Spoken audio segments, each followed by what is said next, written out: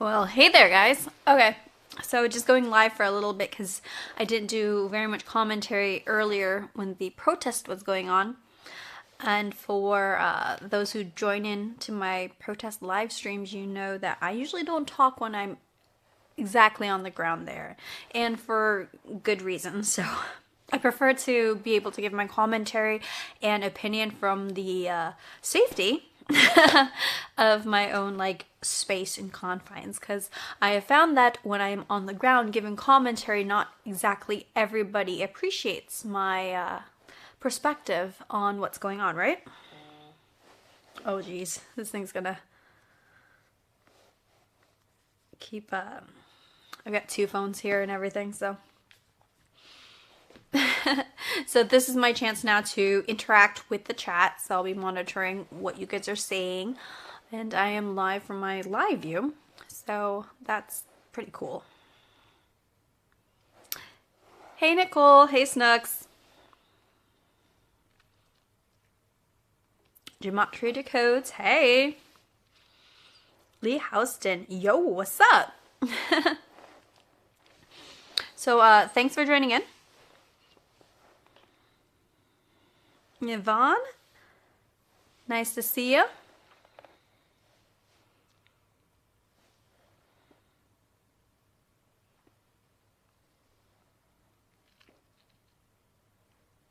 LAF, always good to see you too.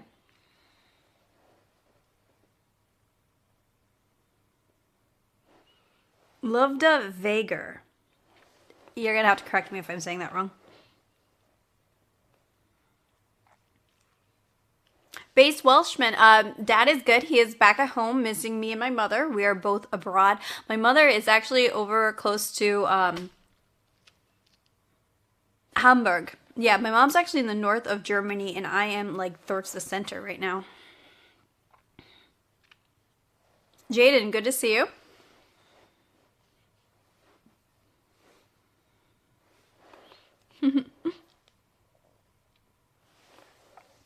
I wasn't really paying attention to the live stream earlier. I pretty much kept my phone in my pocket. It's kind of hard to, pay attention to the stream when there's a lot going on. Though there were a lot of periods of time that was kind of like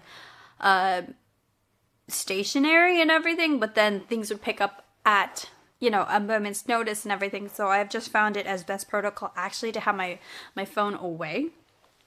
And especially when it's like Antifa or leftist type protests and everything, like when they see the phone out, it tends to like signify that you're out streaming.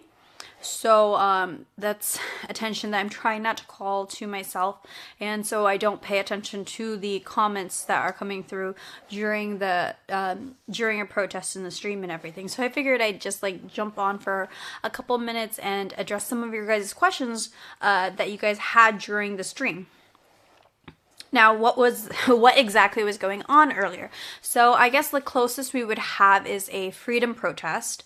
For those of you familiar with the freedom protests that I've covered on the channel as well in New York, and then also in Washington D.C., which have been like anti-mandate, anti-mandate of the vaccine, forced lockdowns for our businesses.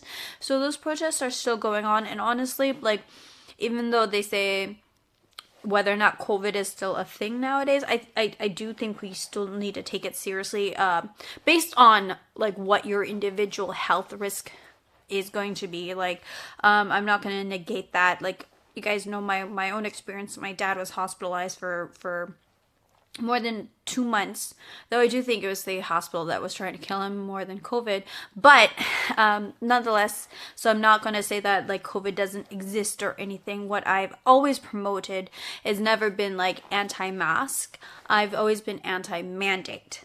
So with the government stepping in and telling us what to do with our own individual lives, what to put onto our faces, or how to run our businesses, that's an overstep of the government. So that's always been my position. Not whether or not you should take the vax or you shouldn't take the vax, or if you should wear a mask or you shouldn't. I think we're all intelligent individuals, and we have the right of bodily autonomy to decide for ourselves. So the closest that was I would describe to the protest that was going on earlier today was a freedom rally.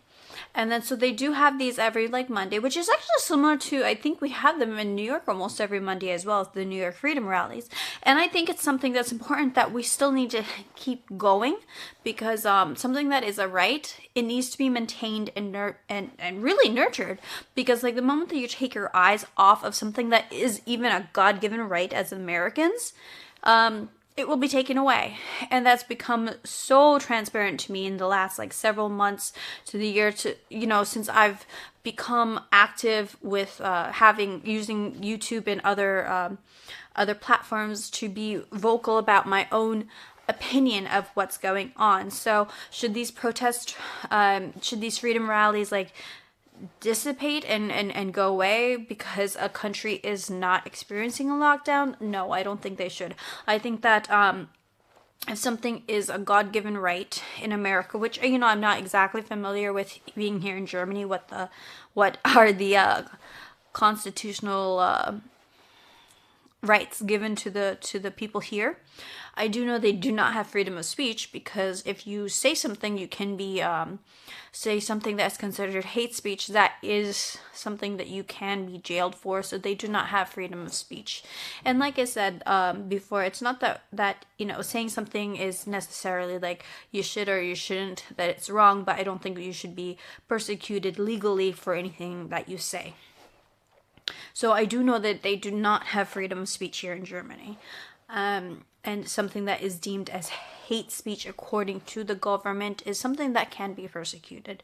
So with that, you know, you gotta tread lightly, because you do have to abide by the laws of the land in the places that you're at. Like earlier today, I was actually pretty surprised when a police officer had come up to me and said, first, you know, she spoke German, and I said I don't speak, and then she said, oh, okay, I speak English. Don't point your camera at the police, otherwise you will be in prison. I was surprised by that. And then so I looked it up afterwards, and it's like they do have a form of I guess private space when it comes to public spaces, but an exception to that is if it's going to be a gathering or a protest, in which case, like, as long as the person that is not a central figure as to the photography that you're doing is okay. Because I was like, oh, am I going to have to go back and blur all of these like police faces and everything, which would be a lot of work to do. But in cases where it's a protest or rally or gathering of people, no, as long as the person's not the central focus of what the photography is. So that's okay. So thank goodness when it comes to a rally, because today was the first rally in Germany that I was filming. I filmed and streamed protests and rallies before in Poland, so that wasn't a concern of mine. You know, just when the police officer today came up to me and said like, oh, you will go to jail if you show a police officer's face. And I'm like, what? And ironically, you know, like nobody had messed with me during the protest, and like even on the Black Bloc side, nobody had messed with me there. And I started following from the point that they had gathered over at one of the parks, and I had heard them say like, oh, like no, you know, I don't speak German and everything, but I could understand the word streamer. But I mean, I just had my credentials like visibly shown and everything, and I had been advised that for the most part, even if German Antifa are among the most violent, they weren't known to be attacking journalists. So I really didn't have much of an issue going through the protest today. And I was like right, if for those of you guys who tuned in earlier, I was right in the middle of all angles. So that was actually pretty cool, because I didn't have a fear for my safety at that time. So it's ironic that like an area that is known for being quite violent, I didn't have too much of concern for my safety, but because nobody really messed with me. There was one other streamer I saw that they came up to and they were like blocking with the umbrellas, but even with that, I would say it was pretty light. It seemed like the press were able to move around quite freely to where the protests were going on. And so basically what you had was the anti-fascists who were dressed in the black bloc, they were marching through even the downtown, old town of Leipzig, and then to Augustplatz, and then over there at that plaza, in front of a monument, is where the freedom protests was starting. And so they disagreed basically with this protest, which I feel in the US, like the freedom protests are pretty like mishmash when it comes to the people who are involved. It's not so much, because I have even seen like BLM at the protests in New York. It wasn't really divided between like right or left wing, because anybody, you know, I feel it's a pretty neutral matter whether or not, you know, you're protesting to keep your rights. Nobody wants to have your freedoms infringed in the US. And so here, though, that they've really associated the freedom protests, the way that I had talked to a couple like the, I guess, left wing people, because they were describing them as like QAnon or tinfoil people with like tinfoil hats and everything, because they were COVID deniers. And the issue for them was that they felt like a lot of alt-right or neo-Nazis were then mixed into this group, and then this group was embracing them. And that's why they were protesting and blocking the roads earlier. So it was interesting, because they would form one line, block, and then they would form another line in the back. And then so on and so forth, as the police would come and try to break up that line to allow the marchers to go through, they would just go and form the next. And so today was a lot of like that going on, of them just trying to block the march path. And then the police would also come and form like a form of like a blockade in a caravan with the police vehicles to prevent some of them from coming through.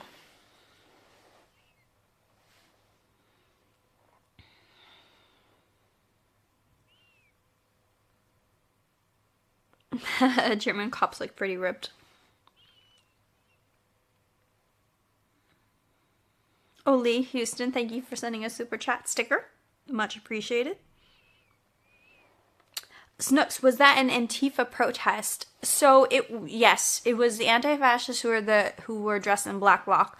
They were the Antifa Leipzig group that they started off in one of the parks and then marched through the downtown Old Town Center before they got to Augustplatz, where the freedom protest was starting, and the march for that. And that's a weekly protest that they have. The freedom protest, like, occurs every Monday.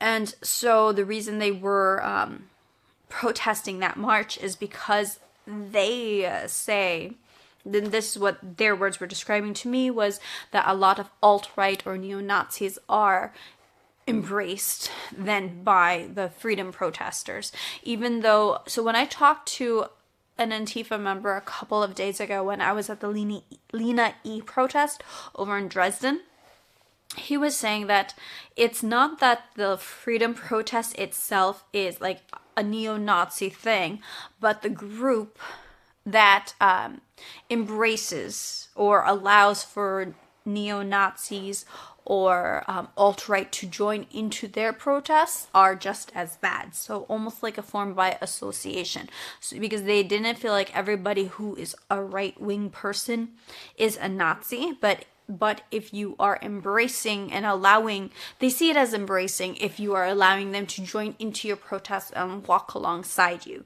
And so that's what they were there protesting, was not the concept of even it being a freedom protest. It was the people that were there. And so because their whole thing is about making Nazis feel unwelcome and